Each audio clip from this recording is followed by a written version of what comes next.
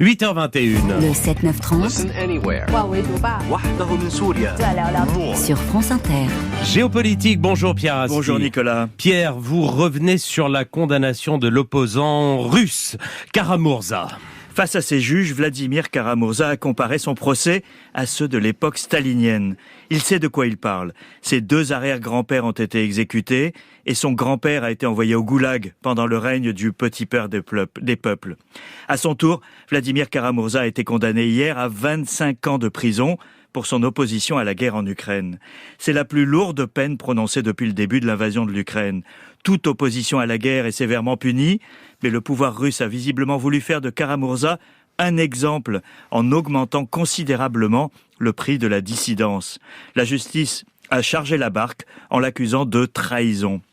Depuis le 24 février 2022, Vladimir Poutine a transformé son autoritarisme en totalitarisme. Il n'y a plus de liberté de la presse, plus le droit de manifester, pas de justice indépendante, et même les enfants doivent adhérer au patriotisme guerrier.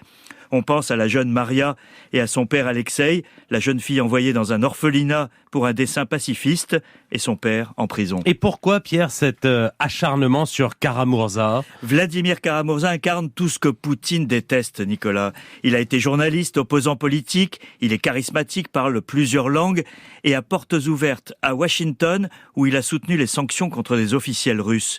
Il a aussi un deuxième passeport, britannique, un cosmopolite, comme on disait au temps de Staline.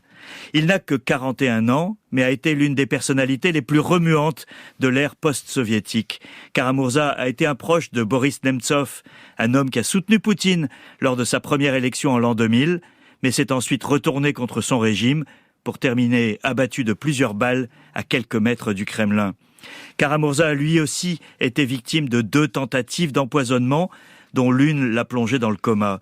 Une méthode qui a failli tuer Alexei Navalny, l'opposant qui croupit lui aussi en prison et dont la santé inquiète ses proches.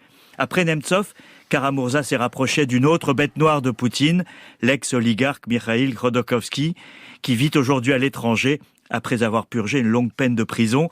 Cette trajectoire fait de lui un homme à abattre pour le Kremlin. Et y a-t-il d'autres voix dissidentes en Russie ? Il est suicidaire aujourd'hui en Russie de s'exprimer contre la guerre.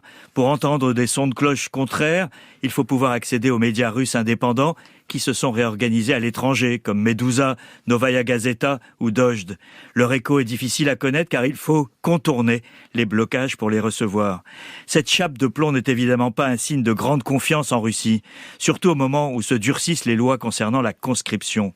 Il faut une personnalité hors du commun pour accepter de rentrer à Moscou pour une arrestation assurée comme l'a fait Navalny, ou de dénoncer la guerre à partir de Moscou, comme Kara-Murza.